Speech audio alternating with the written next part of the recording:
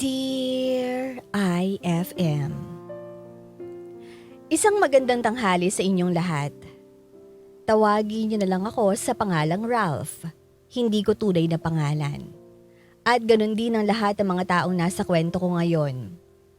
Isa akong college professor. Ako yung tipo ng taong hindi nagdadalawang isip na tumulong, lalo na kung kaya ko naman gawin yon. Hindi rin ako marunong humingi ng utang na loob. Kapag kasi tumulong ako, ibig sabihin, bukal yon sa puso ko. Ako rin yung tipo ng professor na hindi mahigpit sa mga estudyante. Kapag nasa labas ng classroom, kaibigan ko lahat ng estudyante ko.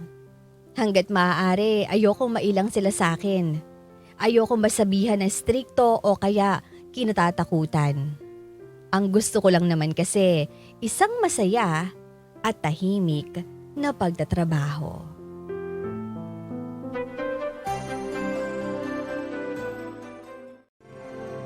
Oo, basta tuloy tayo mamaya.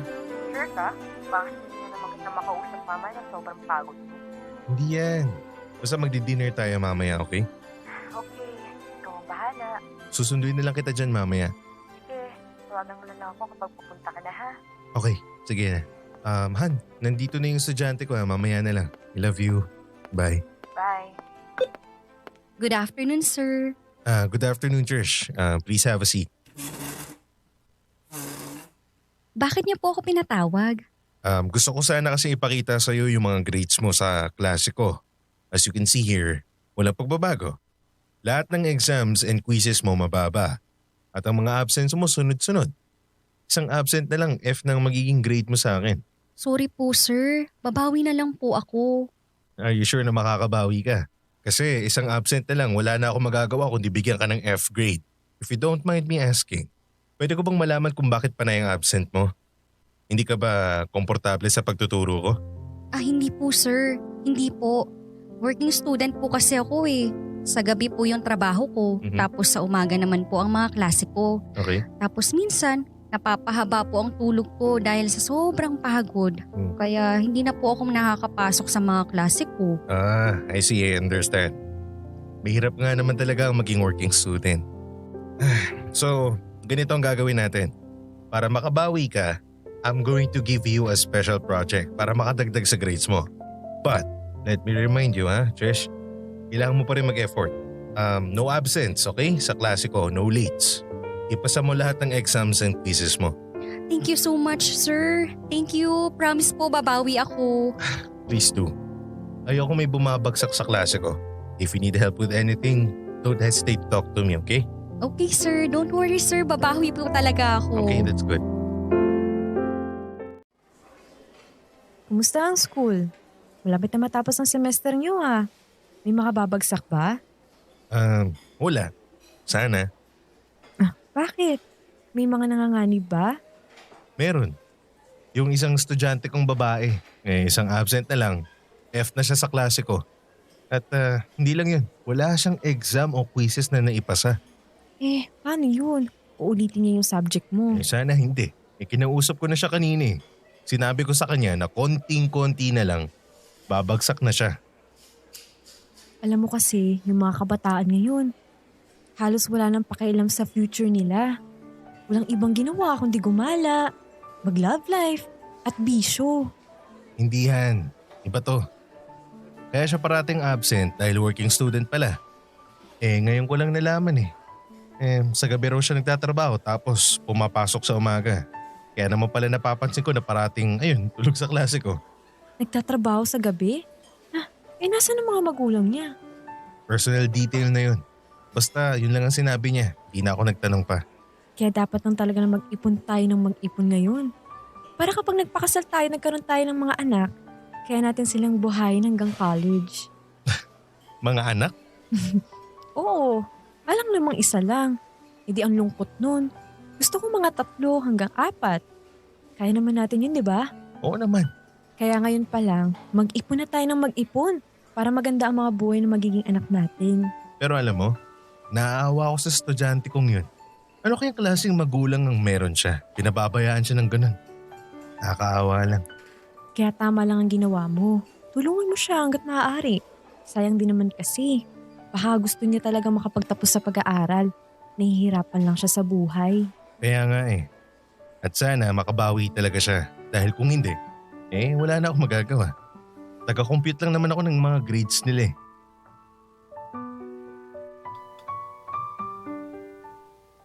May soft spot talaga ako pagdating sa mga estudyante ko. Ayokong may nahuhuli o bumabagsak sa mga klase ko. Kapag nangyari kasi yun, pakiramdam ko, may pagkakamali ako bilang isang professor. Nakita ko naman na pinipilit ni Trish na bumawi sa grades niya, pero kulang na kulang pa rin. Pumapasok nga siya sa klase pero nakikita kong natutulog siya. Hindi nakakagawa ng mga requirements at hindi lang siya sa akin ganon, pati sa lahat ng subjects niya. Siya ang sakit ng ulo na mga kaibigan kong prof din. Gustong gusto ko siyang tulungan pero hindi ko alam kung paano. Dahil hindi ko rin alam kung ano ba talaga ang kwento ng buhay niya. Ay, kung bakit pa kasi ngayon pa nasira yung sasakyan ko. At lalakad tuloy ako ng pauwi na ito. Sir, baka naman po pwedeng hindi na lang. Anong hindi na lang? Hindi pwede. Binayaran kita kaya wala kang magagawa kundi sumama sa akin. Tara! Ibabalik ko na lang po yung bayad niyo. Ayoko po talaga. Hindi mo nang babalik yun dahil kinuha na ng manager mo. Teka, si Trish yun ah. Halik ka na sabi. Sumakay ka na sa sasakyan. Ayoko nga sabi. Bitawan niyo ako. Nasasaktan ako. Ano ba? Nabibwisit na ako sa'yo ha? Sumama ka na! Ayoko nga eh. Hoy! Bitawan mo siya! Sino ka ba ha? Bakit ka ba nangingialam dito? Wala ka ng pakialam kung sino ako. Basta bitawan mo siya. Hoy! Para sabihin ko sa'yo, binayaran ko na ang babaeng to. Kaya wala siyang ibang magagawa kundi ang sumama sa akin. Ayaw nga niya eh. Ano magagawa mo? Bayad na nga eh. Hindi ka ba nakakaintindi? Sir Ralph, tama na po. Sasama na lang po ako sa kanya para wala nang gulo. Magkano ba binayad mo sa kanya? Babayaran mo ako para mapunta siya sa'yo? Hindi na. Kumuha ka ng babae mo ron sa loob. Sabihin mo kung magkano, babayaran ko. Bitawan mo lang siya. 6,000. Kaya mo? Sir, wag po. Oh, ayan. 6,000 yan. Bitawan mo na siya. Sa'yo na yung babae na yan. Umalis ka na. Oo na. Sige na. Bahala na kayo dyan.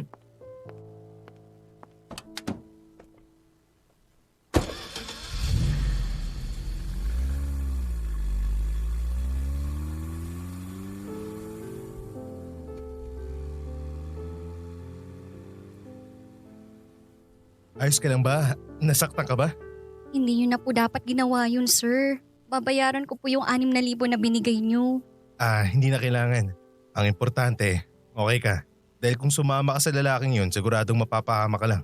Bakit ba kasi kasama mo siya at ano yung sinasabi niya na binayaran ka niya? Sir, yung sinasabi ko po sa inyong sa gabi ang trabaho ko, ito po yun. Yung club na yan, dyan po ako nagtatrabaho. Ano?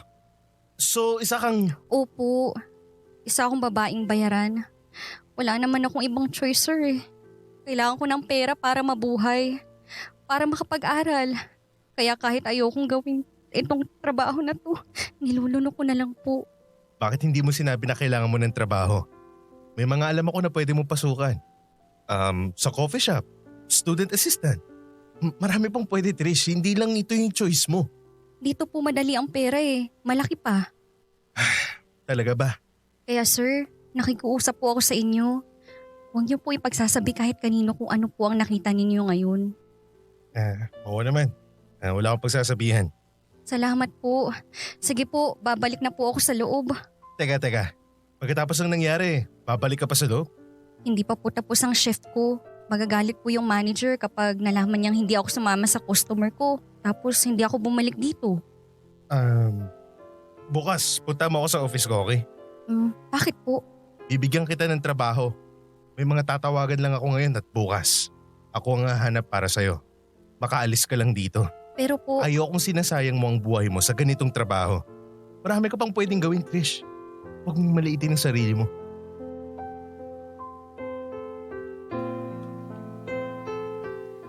Sa bandang huli, si Trish ang naging student assistant ko. Kahit na hindi ko naman kailangan, ginawa ko pa rin para magkaroon siya kahit kaunting pera. Nalulungkot na may isang kabataang tulad niya na hinahayaang masayang ang kinabukasan. Matalino naman kasi siyang bata. Sadyang minalas lang talaga sa buhay. Kaya naman ginawa ko ang lahat para matulungan ko siya. Tinutulungan sa mga klase niya at nililibre ng pagkain para hindi siya nagpapalipas ng gutom. At sa tuwing nakikita ko na todo ang pasasalamat niya sa akin, tumataba ang puso ko.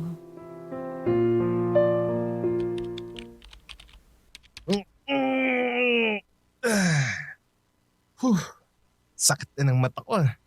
Kailangan ko na magpahinga. Aga pa ako bukas. Teka, sino naman yun? Mag-aalas 12 na ng madaling araw. Sandali lang. Trish, anong ginagawa mo rito? Sir, pwede niyo po ba akong tulungan? Sige, halika, pasok ka.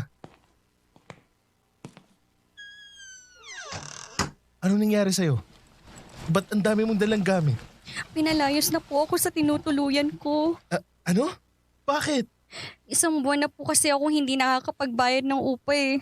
Sinubukan ko pang humingi ng extension pero ayaw po nila akong pagbigyan. Ba't hindi ka nalang umuwi sa inyo? Wala naman po akong pamilya eh. Parehas ng patay ang mga magulang ko, sir. Wala naman pong kamag-anak ang gustong kumupo sa akin. Lahat po ng ginagawa ko ngayon, sariling sikap ko po yun. Anong may tutulong ko? Sir, baka po pwedeng makituloy po muna ako sa inyo rito. Wala na po talaga akong ibang mapupuntahan.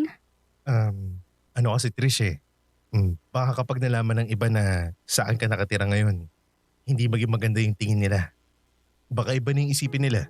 Wala po akong ibang pagsasabihan na dito po ako nakatira sa inyo. Hindi rin po ako sasabay sa pagpasok o pag-uwi. Kailangan ko lang po talaga ng matitirhan, sir. Please, maawa naman po kayo sa akin. Sige. Pero temporary lang to ha.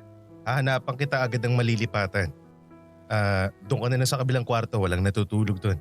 Opo, sir. Salamat po. Sige na, magpahinga ka na. Bukas na lang tayo mag-usap. Okay po.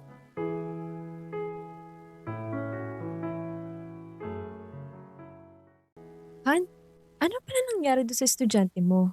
Ano ba pangalan nun? Trish ba yun? Okay naman siya. Working student pa rin. Nagtatrabaho siya sa isang fast food. Yun. Kaya kahit papano nakapag-ipon na siya. Okay. That's good. At least nakaalis na siya sa club na yun. At na-realize niya na yun ang sisira ng buhay niya. Mga ganong klaseng trabaho. Mabuti na nga lang at mabilis ko siyang nakausap eh. Teka, di mo may sasabihin ka sa akin? Ano yun? Tungkol sana kasi kay Trish. Kagabi kasi pumunta siya sa bahay. Dala-dala yung mga gamit niya. Yung pala, pinalayas na siya dun sa tinitirahan niya. Wala siyang ibang mapupuntan kaya ayun, nasa bahay siya ngayon. Ano? Pinatira mo yung batang yun sa bahay mo? Temporary lang naman, honey. Hanggang sa makahanap lang siya ng bago niyang malilipatan. Kailan naman mangyayari yun? Next month? Next year? Huwag ka naman magalit. Mabait na bata si Trish. Hindi yun yung point ko rito. Hindi ako mapapakali hanggang naiisip kung may kasama kang ibang babae sa bahay mo. At dati pa nagtatrabaho sa club. Ano sa tingin mo sa akin magiging reaksyon ko? Sandali lang yon, Han. Pagbigyan na natin si Trish, ikaw na rin ang nagsabi na tulungan ko siya hanggat kaya ko. Alam nga naman ipagtabuyan ko siya, di ba? Baka mamaya may mangyari pang masama sa kanya. Konsensya ko rin yun. Hindi ko gusto yung idea na yan Ralph, sa'yo may tiwala ako. Pero sa babae na yun, wala.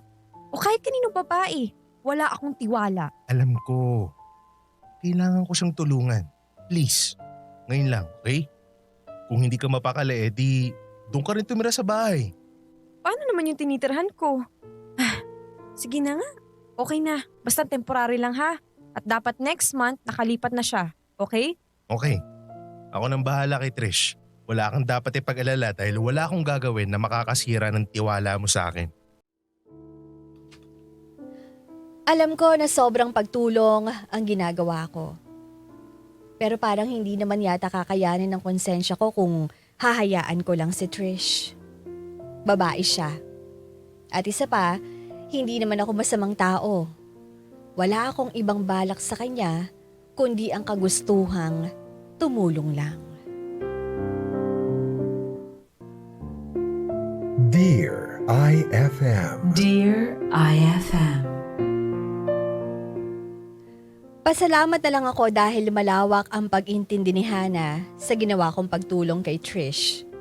Na malaki ang tiwala niya na wala akong gagawin na kahit na anong kalokohan. Naging maayos naman ang lahat simula nang tumira sa akin si Trish. Bilang pasasalamat daw, siya ang parating naglilinis ng bahay. Nagluluto at naglalaba na kahit madalas hindi ako pumapayag. Hindi ko naman siya pinatira roon para gawing kasambahay kundi para tulungan siya. Hanggang sa mga sumunod na linggo, may mga kakaiba na akong napapansin kay Trish.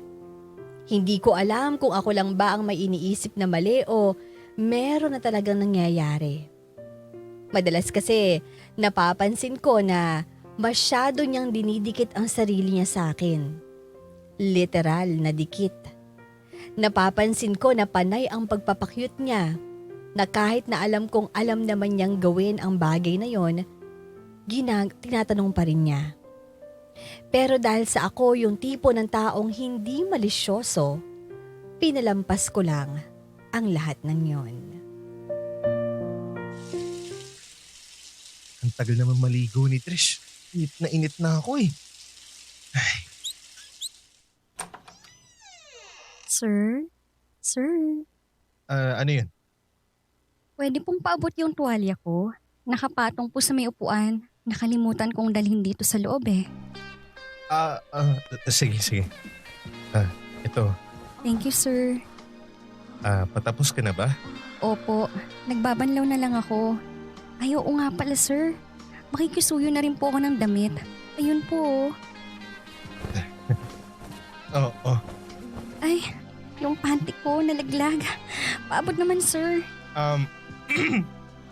Ito oh. Thank you, sir. Ralph, umayos ka. Ali, yan. Manahimik ka. Huwag mong hayaan na madala ka ng mga imahinasyon mo. May kausap ka, sir? Wala. Bakit nakatapis ka pa rin? Inabot ko na sa'yo yung mga damit mo. Nakalimutan ko naman po yung bra ko sa kwarto. Kaya doon na lang po ako magbibihis. Okay lang po ba kayo, sir? Bakit po kayo namumula? Wala.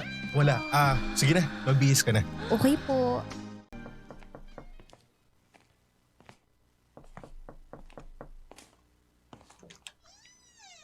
Hi, Han. Han, akala ko ba nasa Cebu ka pa? Kagabi pa kasi ako nakauwi. Hindi na kita natawagan sa sobrang pagod ko kagabi. Kaya pinuntahan na lang kita ngayon. Pumasok ka na. Marami akong dilalang pasalubong sa'yo. At yung dried mangoes na request mo, nandito na. Thank you. So ano, wala na ba rito si Trish? Nakalipat na ba siya? Di ba sabi mo ngayon yun? Hindi natuloy eh. Bakit? Nagalaw niya kasi yung pang-deposit sana niya ron sa bago niyang nililipatan. Sabi niya, pag-iipunan na lang daw niya ulit. Pinapahiram ko naman siya, ayaw niya, nakakahiya raw. Mas nakakahiya kung tito pa siya nakikitara sa'yo. Hanapan mo siya ulit. Yung mas mababa. Siya lang naman mag-isa eh. Pwede na yun. Hintayin ko lang muna siya makapag-ipon. Mas maganda kung pahiramin mo na lang siya ng pera. Baka alis lang siya rito. Ayaw nga eh, anong magagawa ko? Di pilitin mo. Ba't ba parang ayaw mo rin siyang paalisin? Hindi ah. Anong hindi? Ang dami mong dahilan eh. Iniintindi ko lang yung bata. Pero ako, hindi mo ako iniintindi. Ganun ba? Pag-aawayan na naman ba natin to? Hana, tinutulungan ko lang yung tao eh. Wala namang masama doon. Pero kapag nalaman nila na may kasama kang estudyante rito at kayo lang dalawa, ano sa tingin mo isipin nila, ha? Wala naman akong ginagawang masama. Ang sabi ko sa'yo, tulungan mo. Hindi ibahay mo. Ipinaliwanag mo na sa akin kung ano nangyari sa batang yan. Sa tingin mo, pagkakatiwalaan ko siya ngayon? Kayong dalawa lang dyan sa bahay mo. At ini-expect mo na hindi ako mapaparanoid? Alam ko, pero ako lang talagang matatakbuhan ni Trish. Kaunting pag-unawa pa, okay? Ano pa nga ba?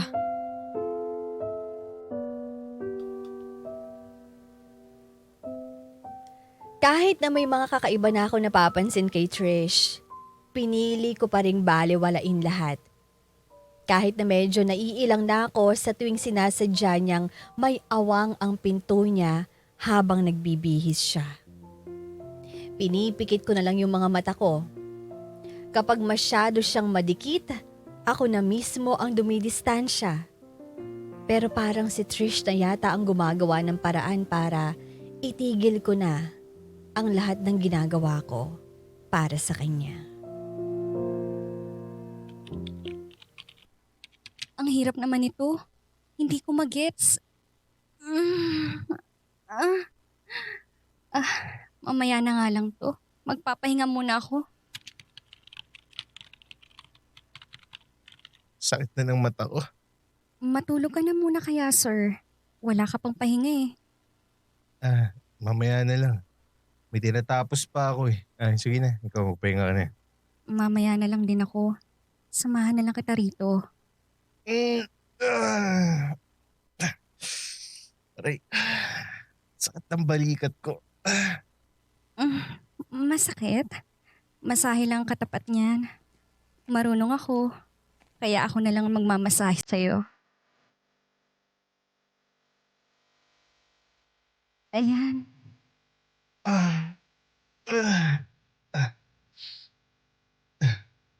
Okay ba, sir? Masarap ba? Sir? Dito sa may braso. Masakit din ba? Mamaasal ka rin pala, no? Ang sarap namang hawakan.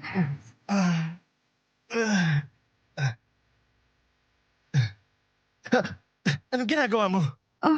Minamasahe ka. Bakit? Hindi masahe yun. May iba kang ginagawa sa akin. May iba akong ginagawa sa'yo? O may iba kang nararamdaman? Iwan mo muna ako rito. Magpahinga ka o lumabas ka, bahala ka.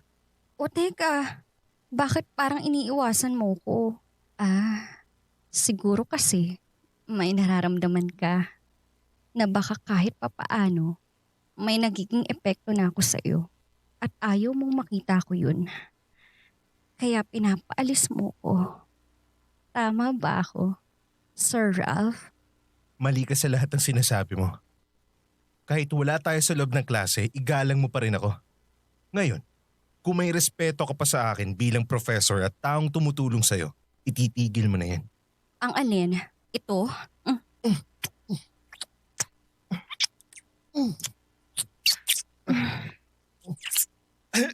Ano ba, Trish? Itigil mo na to. Huwag mo nang itanggi na hindi ka rin naaakit sa akin. Nakita ko kanina kung paano ka pagpawisan. Kung paano mo ako titigan. Kaya, bakit hindi na lang natin gawing makatotohanan kung ano man ang nai-imagine mo, di ba? Tumigil ka na. May girlfriend ako at hindi ako naaakit sa'yo. Hindi ako naniniwala na ni isang beses hindi ka tinablan sa akin at hindi ka naakit sa akin. Sa lahat ng mga ginawa ko para mapansin mo ko. Hindi bilang estudyante mo o taong nang hihingi ng tulong. Anong sinasabi mo? Aminin mo na lang kasi na mahalaga rin ako sa'yo. Tinutulungan mo ko kapag may problema ako. Pinayagan mo pa nga ako makitira dito eh. Kahit nga pinag-aawayan niyo na akong dalawa ng girlfriend mo eh. Hinahayaan mo pa rin ako. Ibig sabihin nun, nag-aalala ka pa rin sa akin. Mahalaga ako sa'yo at pwede ko yung mas mapalalim pa. Pwedeng maging pagmamahal yun. Hindi to pagmamahal. Awa to. Naaawa ako sa'yo. Pero noon yun. Dahil hindi ko naman inakala na mapapahamak pala ako sa pagtulong sa'yo. Akala mo lang yun. Pero may nararamdaman ka para sa akin. Pinipigilan mo lang. Tutulungan kita. Tutulungan kitang kalimutan mo siya. Magiging masaya tayong dalawa. Ano ba, Trish? Manahimik ka nga. Kahit anong gawin o sabihin mo dyan, hindi mo ko mauuto. Mahal ko si Hana. Sa tingin mo ipagpapalit ko siya sa babaeng katulad mo? Hindi mangyayari yun. Umalis ka na dito. Wala akong pakialam kung may mapuntahan ka man o wala. Basta umalis ka na sa pamamahay ko.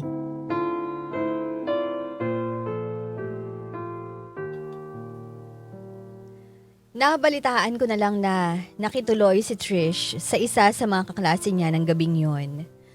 Ilang araw din siyang hindi pumasok sa school. Aaminin ko, nakonsensya pa ako sa ginawa kong pagpapaalis sa kanya. Pero alam ko rin na kung hindi ko ipapakita sa kanya kung saan siya dapat lumugar, magiging grabe na ang lahat. At darating na lang sa punto na hindi ko na magagawang kontrolin ang mga mangyayari. Mabuti naman at umalis na si Trish dito sa bahay mo. Ikaw ang nakaharap ng malilipatan niya? Hindi. Pinahiram mo ng pera? Hindi rin. Di ba sabi mo kulang ang pera niya? Paano siya nakalipat? Hindi ko alam. Han, okay ka lang ba? Kanina ka pa kasi isang tanong isang sagot sa akin eh. May problema ba? Oh, wala. Sigurado ka? Kasi parang wala ka sa sarili eh. Parang may gusto kang sabihin na ayaw mo naman. Ano bang problema? Si Trish kasi, Anong meron kay Trish? may nangyari lang na hindi maganda nung isang gabi. Kaya wala na siya rito. Ano nangyari? Okay, bago ko ikwento sa'yo, gusto kong maintindihan mo na wala akong ginawa. Inosente ako rito. Ano nga yun? Hinalikan niya ako. Ano? Hinalikan ka niya? Pero hindi ako gumanti. Promise Han, hindi talaga. Umamin siya na may gusto siya sa akin, na kami na lang daw, pero hindi ako pumayag kasi ikaw yung mahal ko. Hindi ko magagawang lokohin at iwan ka na lang para sa kanya. Kaya naman pala iba kung makatingin sa'yo yun. May masamang binabalak na pala. Sinabi ko naman kasi sa'yo eh. Maling-mali na pinatira mo siya rito. Kaya tingnan mo, iba tuloy ang nasa isip niya. Alam ko na ngayon, pero tinulungan ko lang naman siya eh. Han, tumulong lang ako. Hindi ko naman inakala na ganun yung mangyayari. Galit ka ba sa akin? Siyempre hindi. Wala ka namang kasalanan dito, okay? Ang importante, hindi ka nadala sa patibong niya. Ginawa mo pa rin ang tama. Pero sa susunod, hinay-hinay lang sa pagtulong ha. Naaabuso ka eh. Huwag ka mag-alala, Han. Natuto na ako ngayon.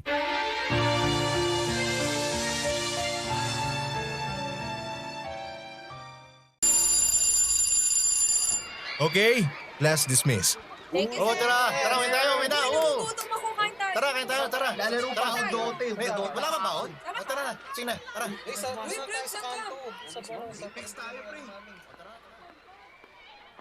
Sir, Ano yun, Trish? pwede ba kitang makausap? Wala na tayong dapat pag-usapan pa. Kung ano man ang nangyari, kalimutan na natin yan. Hindi. Aaminin ko na naging mapusok ako. Hindi nag-iisip ng tama. Pero gusto kong humingi ng tawad sa'yo. Alam mo, Trish, sa'yo ko napatunayan na ang mga tao hindi marunong makontento. Nung nangailangan ka, lahat ng tulong binigay ko sa'yo. Trabaho, tirahan, pagkain. Tapos, ganun pa rin yung ginawa mo sa akin. Alam kong malaki ang kasalanan ko sa'yo. Pero sana mapatawad mo ko. Umalis ka na. May mga gagawin pa ako. Sir, sorry. Hindi ko sinasadya.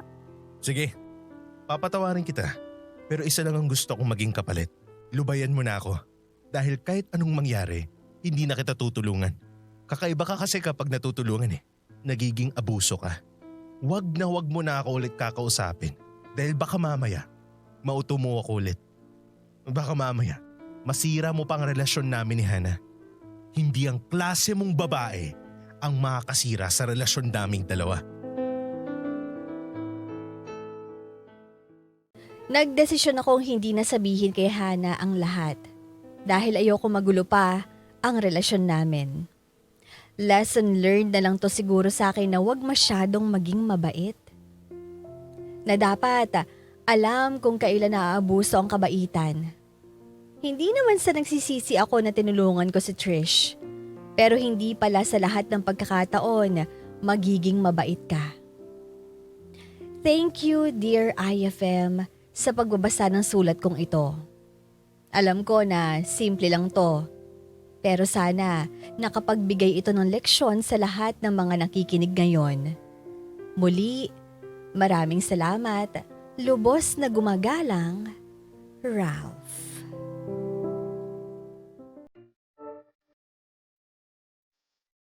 Dear IFM. Dear IFM.